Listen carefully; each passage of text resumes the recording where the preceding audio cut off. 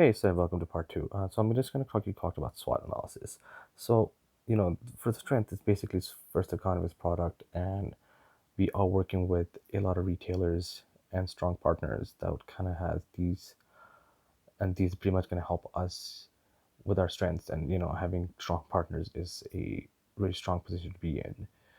And for the weaknesses in terms of we don't have much knowledge on the long term effects of this product and how people will perceive this product or what it might do. So we don't that's one of the knowledge that we don't have. But however, once we have the product kind of launched, we're going to do continuous improvements on the product, and we'll continue to get data from customers to kind of make the product even more efficient. Opportunities, we basically have, since most of our sales are online, we do have we have a chance to penetrate the European market or any other market, since most of our products are sold online. So depending on the success in North America, we will definitely transition, and the transition won't be that difficult to do. In terms of threats, imitability, our competitors kind of copying the product and making the product, you know, kind of copying these features and kind of affecting our sales, and ambiguity of having a new product in the market. So obviously, when you have a product that is relatively new, you really don't know what can happen, especially when you launch it, what kind of issues you're going to go with. So we have the ambiguity that you don't know. Okay, so I'm just going to quickly go over the target market.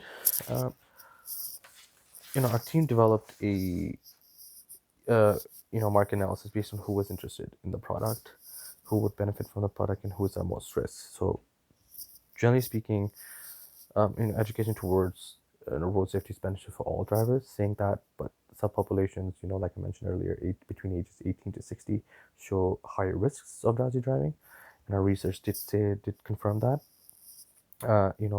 We also looked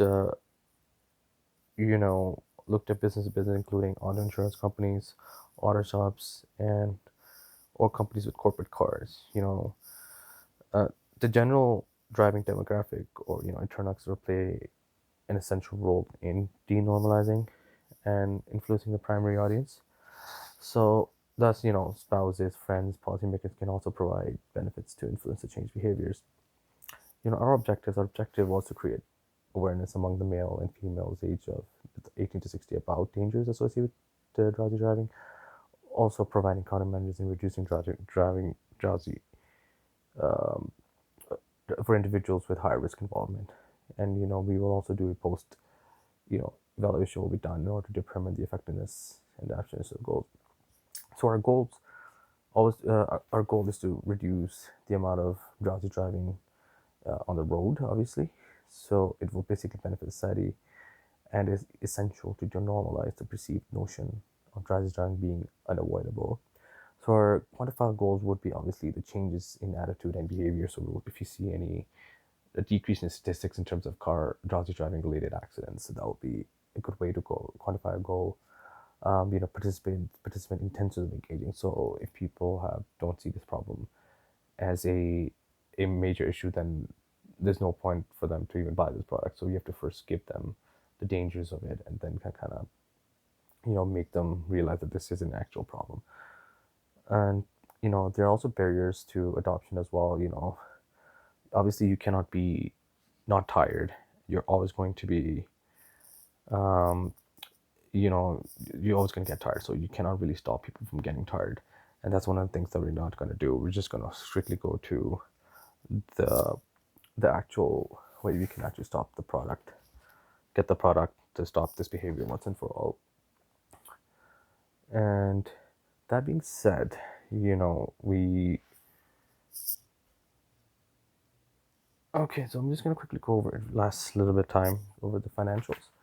And basically, we our goal of this is funding of $10,000, but we have reached $60,000 in funding, and our valuation plans will be done depending on how much product we kind of sell, and based on that, just see the awareness. And like I just told you about the financial goals and the quantifiable ways that we're going to do it. And that's one of the ways that we're going to figure out and make even further changes on it. This is the end of the presentation. Sorry we have to do it this way, but for some reason my YouTube live was not working, so I have to take other measures and to record the video itself. Thank you for listening and take care.